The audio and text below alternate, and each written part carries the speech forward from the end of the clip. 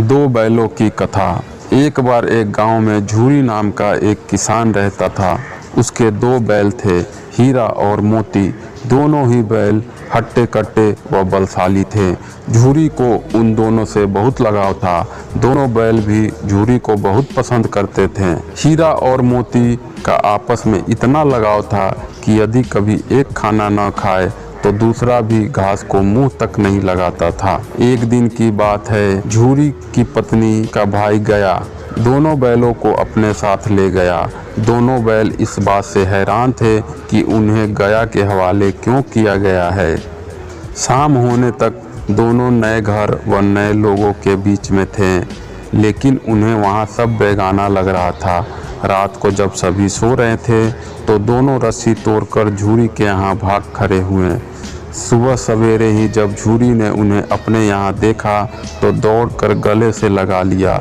ये सब देखकर झूरी की पत्नी बिल्कुल नाखुश थी। उसने दोनों को खूब खरी खोटी सुनाई और यह निश्चय किया कि दोनों को खाने में केवल सूखा भूसा ही मिलेगा। अगले दिन गया फिर आकर दोनों बैलों को अपने साथ ले गया। गया पिछले कल की घटना से बेहद क्रोधित था, इसलिए उसने वहाँ भी दोनों को खाने के लिए सूखा भूसा ही दिया। किसी तरह रात कटी और दोनों को हल जोतने के लिए खेतों में ले जाया गया। हालांकि दोनों ने जैसे एक कदम भी न उठाने की कसम खा रखी थी। दोनों की खूब पिटाई हुई। रात को खाने में फिर भूसा मिला।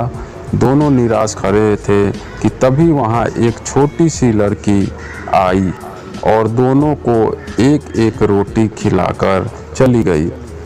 एक एक रोटी से दोनों का पेट तो नहीं भरा, लेकिन उनके दिल को सुकून जरूर मिल गया था। पता चला कि उस लड़की की सगी माँ के मरने के बाद वह सौतेली माँ के पास रहती थी। उसकी सौतेली माँ उसे मारती रहती थी। शायद यही वजह थी कि उसे बैलों के लिए अपनापन था। दोनों उस छोटी लड़की के बारे में सोचकर चुपचाप अपना समय बिताने लगे। एक रात दोनों ने सलाह करी कि वे दोनों गले में बंधी रस्सी को चबा चबा कर तोड़ देंगे और वहाँ से भाग जाएंगे। उसी रात जब वे रस्सी को तोड़ने की कोशिश कर रहे थे तो वही छोटी लड़की वहाँ आई और उसने दोनों को रस्सी से आज़ाद कर दिया।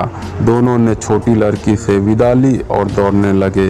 इतने में गया को इसकी खबर लगी और वह अपने आदमियों के साथ उन दोनों के पीछे दौड़ पड़ा।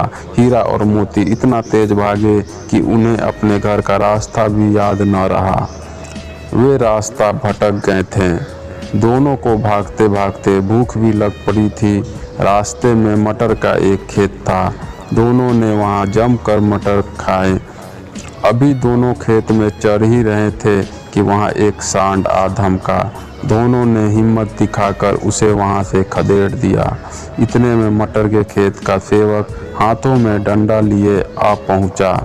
हीरा के पास भागने का मौका था, लेकिन जब उसने देखा कि सेवकों ने मोती को पकड़ लिया है तो वह लौट गया।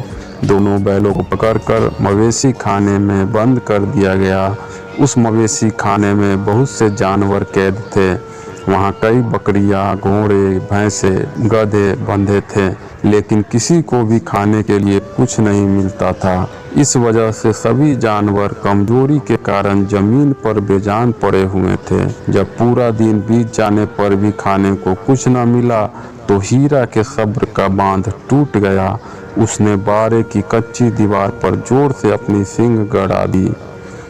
इससे मिट्टी का एक टुकड़ा निकल आया। यह देखकर हीरा को हिम्मत मिली और वह दौड़ दौड़कर अपने सींगों से दीवार की मिट्टी गिराने लगा।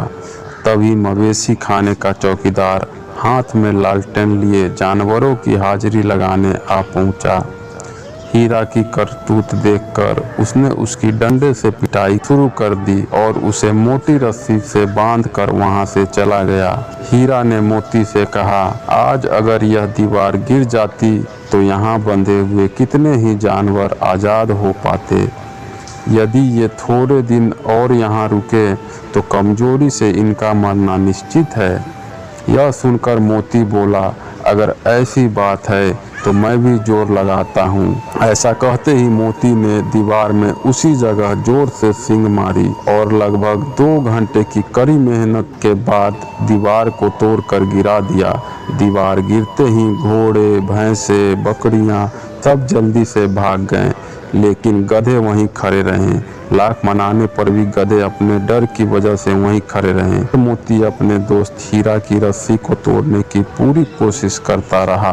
अब जब सुबह होने वाली थी तो हीरा ने मोती से कहा, दोस्त, मुझे नहीं लगता कि आज यह रस्सी टूटेगी। तुम यहाँ से भाग जाओ, वरना सबको पता चल जाएगा कि यह सब तुमने ही किया है। मुझे यहीं छोड़कर तुम चले जाओ। यह सुनकर मोती की आंखों में आंसू आ गए। वह हीरा से बोला, मित्र, मैं इतना स्वार्थी नहीं हूँ कि मुश्किल के इस समय में तुम्हें छोड़कर चला जाऊँ। मैं मरते दम तक तुम्हारे साथ ही रहूँगा। मुझे हर अपराध की सज़ा स्वीकार है। कम से कम इन जानवरों की जान बचाने का आशीर्वाद तो मिलेगा। इतना कहकर मोती ने गधे को सींग मारकर बारे से भगा दिया और स्वयं हीरा के पास आकर सो गया। सुबह होते ही चौकीदार, मुंशी व अन्य सेवकों को जब इसकी भनक लगी तो मोती की खूब मरम्मत हुई और उसे भी मोटी रस्सी से बांध दिया गया। लगभग 1 हफ्ते तक दोनों वहीं बंधे रहे, लेकिन उन्हें खाने को कुछ नसीब नहीं हुआ। उन्हें केवल पानी ही पिलाया जाता था। दोनों की हड्डियां निकल आई थी। एक दिन बाड़े के सामने उनकी नीलामी शुरू हुई, लेकिन वो दोनों इतने कमज़ोर थे कि उन्हें खरीदने के लिए कोई तैयार नहीं था। तभी एक आदमी सामने आया और दोनों बैलों को टटोलने लगा। मुंशी से कुछ मोल भाव करने के बाद वह उन दोनों को लेकर चल पड़ा। दोनों बैलों की नीलामी हो चुकी थी। हीरा और मोती दोनों डरे हुए थे। उनसे चला भी नहीं जा रहा था, लेकिन डंडे के डर से बेचारे उस आदमी के साथ साथ चलने लगे। सहसा दोनों को महसूस हुआ कि यह वही रास्ता है जहाँ से गया उन्हें ले गया था।